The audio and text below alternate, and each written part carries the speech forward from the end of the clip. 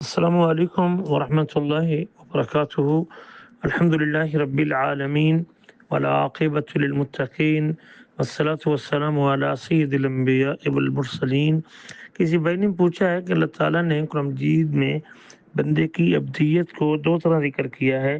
بعض کا عابد کا لفظ اللہ کے مومن بندوں پہ بولا گیا ہے، اور بعض کا اللہ تعالیٰ نے اپنی پوری مخلوق کو بھی اپنا عبد کہا ہے۔ تو اس وقت اس کا ان دونوں میں کیا توافق ہوگا اور کیا ان میں موافقت ہوگی؟ تو اب سے یا تو مخلوق مراد ہوتی ہے، یعنی اللہ تعالیٰ کی وہ تمام مخلوق جو اللہ کے حکم اور اس کی بادشاہی کے اندر آتی ہے، اور یہ عبودیت عامہ ہے، اس میں کافر اور مسلم سب اللہ تعالیٰ کے جو حکم کے تابع ہیں، اور جن کو اللہ تدبیر کرتا ہے اور جن کی ضرورتوں کو اللہ پورا کرتا ہے، رب ہونے کے اعتبار سے ان کو پالتا ہے، وہ تمام اللہ کے بندے ہیں اور اللہ کی مخلوق ہے۔ اور کبھی اس سے مراد عابد بالخصوص وہ شخص جو بالفعل اللہ کی عبادت کر رہا ہے اور اللہ کو معبود برحق مان رہا ہے، اور اس سے مراد عبودیت خاصہ ہے۔ امام ابن تیمیہ نے بھی اپنے فتاوی میں ذکر کیا ہے کہ اب سے مراد کبھی مخلوق ہوتی ہے جو تمام مخلوق کو شامل ہوتی ہے، جیسے اللہ قرآن میں کہتے ہیں سورۃ مریم میں، ان کل من فی السماوات والارض الا آتی الرحمن عبدا، زمین اور آسمان کی ہر چیز جو ہے وہ رحمان کے پاس اس کی غلام بن کے آئے گی، اللہ کے حکم کی تابع ہوگی۔ اور کبھی اس سے مراد عبادت کرنے والا ہوتا ہے، پھر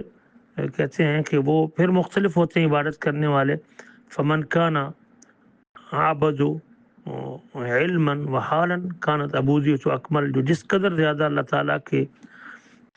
غلامی کو قبول کرے گا علم کے اعتبار سے اور حالت کے اعتبار سے، اس کی جو عبودیت ہے وہ سب سے کامل ہوگی۔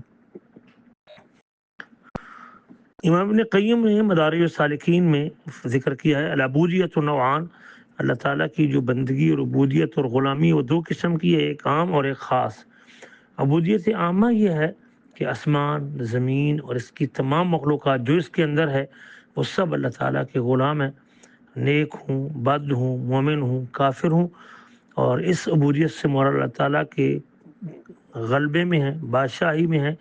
اور جیسا کہ سورۃ مریم کی آیت نمبر 93 میں ہے کہ آسمان اور زمین کی ہر چیز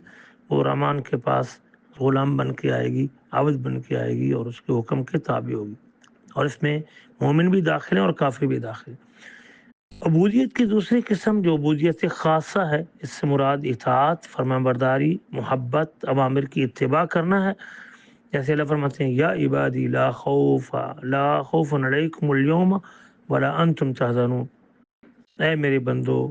تم پر کوئی ڈر نہیں ہوگا آج کے دن اور نہ تم غمگین ہوگے۔